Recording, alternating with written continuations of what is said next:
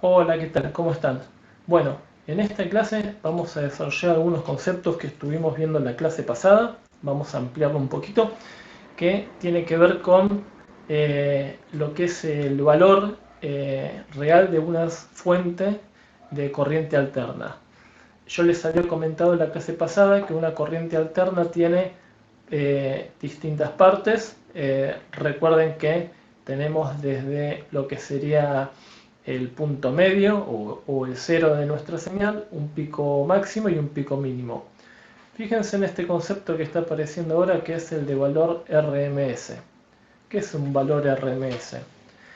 El año pasado utilizábamos una fuente de corriente continua, se lo conectábamos a una estufa, por ejemplo, a una resistencia, y se transformaba en calor. Si la fuente era de 12 volts, los 12 volts se transformaban en calor. Ahí hacíamos los cálculos de potencia y todos los derivados, ¿no? Ahora con corriente alterna empiezan a aparecer cosas que son parecidas, pero hay que prestarles atención para entender el comportamiento después de los circuitos, ¿no? Aparecen distintos valores y uno de los nuevos es valor RMS. ¿Qué es el valor RMS? Es el valor que tendría la señal que está entregando esta fuente en forma útil. O sea, fíjense, esta fuente está entregando una tensión de, si nosotros utilizamos el osciloscopio la información que nos da es, pónganse, eje vertical tensión y eje horizontal tiempo, siempre es igual. Todos los osciloscopios son iguales, miden tensión con respecto al tiempo. No miden otra cosa y es mucho. Con eso se puede medir mucho. Entonces, 5 volts por cuadradito. 5, 10, 15 y más de 15. Ahí estamos midiendo más de 15 volts. Y nuestra fuente acá dice 12 volts. Bueno, porque justamente eso es a lo que yo me estaba refiriendo. Eh, Vamos a poner pausa para analizarlo. Entonces, tenemos una señal que entrega nuestra fuente de, y esto se puede medir, de 16,9 volts. Fíjense, el pico máximo, o sea, desde 0 hasta el pico máximo, 16,9 volts. Pero acá nos dice 12. Bueno, es justamente por lo que yo, por esto que les estaba comentando, ¿no? Tenemos un valor máximo de pico y de ese pico hay una porción de energía, me refiero a energía al área que está dentro de la curva que va haciendo la señal de este generador. Hay una parte de esa energía que es útil, es eficaz en convertirse en calor. De ahí es que viene el valor eficaz. Entonces, la señal que genera una fuente de corriente alterna tiene esta forma. Se ve con el osciloscopio, se ven los picos, los puntos medios, los picos negativos, pero no quiere decir que toda la energía que está sirve, sino que aproximadamente el 70% contiene energía útil para ser aprovechada. Por eso es que uno está acostumbrado a decir 220 volts. En realidad, si yo miro el enchufe en el osciloscopio, no veo 220 volts. Lo que se ve el pico es a 311 volts. ¿Por qué? Nadie lo dice y de hecho ustedes es muy probable que algunos sea la primera vez que lo escuchan en su vida. Entonces, ¿por qué no me dicen conectarlo a 311 volts como realmente se vería, ¿no?, en el osciloscopio? Bueno, porque de los 311, 220 volts es lo que realmente importa. Es la parte que tiene energía para producir algún efecto en los componentes electrónicos, ¿no? Entonces se denomina valor eficaz. Entonces, este concepto nuevo de que la fuente de corriente alterna va a generar este tipo de onda, esto ya lo habíamos visto, pero se aprovecha de esa forma de onda, acuérdense, hasta cierto punto donde podemos decir que la energía es útil. Si no nos indica nuestra fuente, que el valor de tensión es RMS o eficaz, lo que nos va a mostrar es después de la B como un pico, como si fuese este pico, que es como una B corta que está invertida. Bueno, arriba de la B corta va a haber un pico, entonces nosotros sabemos que en realidad no nos está entregando 12 volt eficaces, nos está entregando 12 volt pico. Habrá que calcular de esos 12 volt pico, lo vamos a hacer en las siguientes clases, cuántos son eficaces. Eso hay que tenerlo en cuenta al momento de hacer alguna conexión. Por ejemplo, yo conecté acá una lamparita como la del auto. Las lamparitas del auto son de 12 volt. La batería del auto es de 12 volt. Eso es a lo que me refiero. Que una batería es como lo que ustedes trabajaban el año pasado, que es una fuente de corriente continua, ¿no?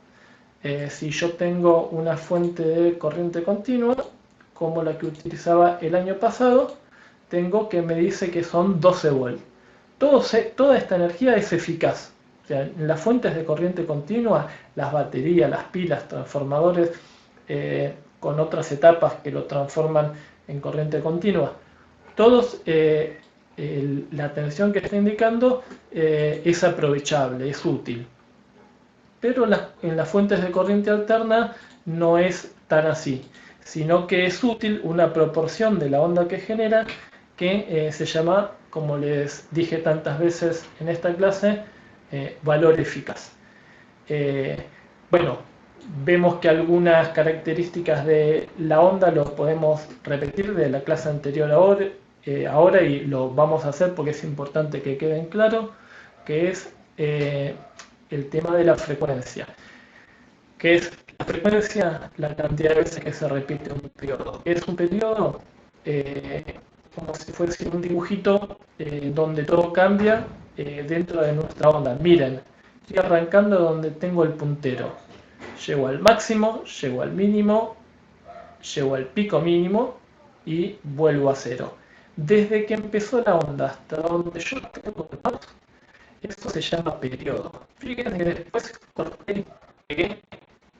Y si yo esto lo hago que siga funcionando, le saco el stop, va a seguir funcionando y continuamente se va a repetir un periodo atrás de otro. Entonces ahí arrancó, fíjense, me conecté a mi fuente de corriente alterna, automáticamente me va a mostrar un periodo atrás de otro. Esto se repite hasta que yo apago la fuente, ¿no? O desenchufo lo que tenga conectado ahí. Entonces, la cantidad de veces que se repite un periodo por segundos se denomina Hertz.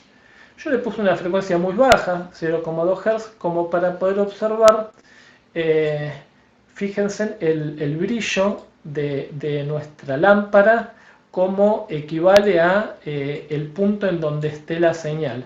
Miren, cuando llegue al punto mínimo o al punto máximo de tensión, fíjense en que va a brillar con más intensidad y se va a poner rojo el filamento de la lámpara. Mientras los valores intermedios está un poco encendido, se va atenuando, o sea, se va apagando. Cuando llega a cero está completamente apagado y va circulando desde un pico hasta otro pico. Fíjense, durante unos segundos sigan la tensión, recuerden el eje vertical y el eje tiempo es el tiempo que está pasando, ¿no? Y fíjense en el brillo de nuestra lámpara.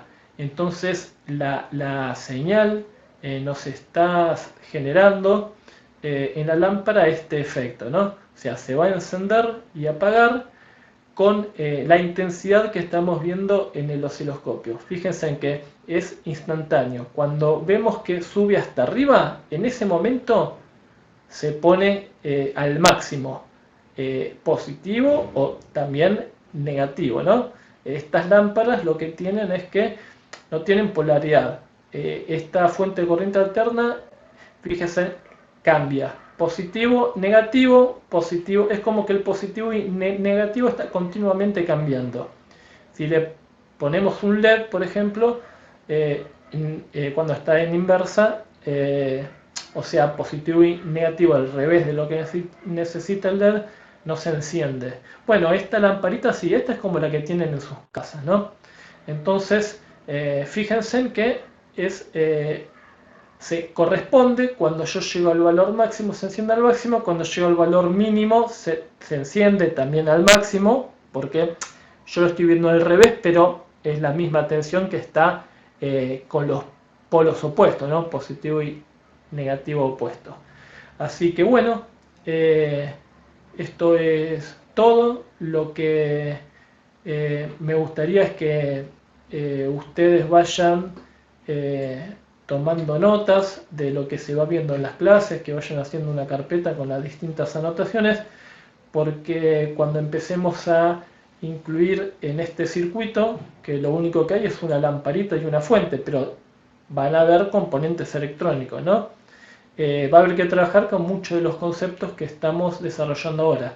Y si quieren volver a todas las clases anteriores, verlo, a ver dónde estaban los conceptos, van a perder mucho tiempo. Entonces yo lo que les aconsejo es que se vayan haciendo una carpetita con todos estos gráficos y estas nuevas nociones que van apareciendo, y cuando hagamos los ejercicios que ustedes lo tengan a mano y no pierdan tiempo en tener que revisar todas las clases anteriores, porque si no, no sería muy entretenido, ¿no?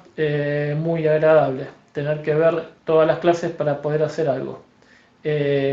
Bueno, bien, esto es todo. Nos vemos entonces la semana que viene con la nueva clase.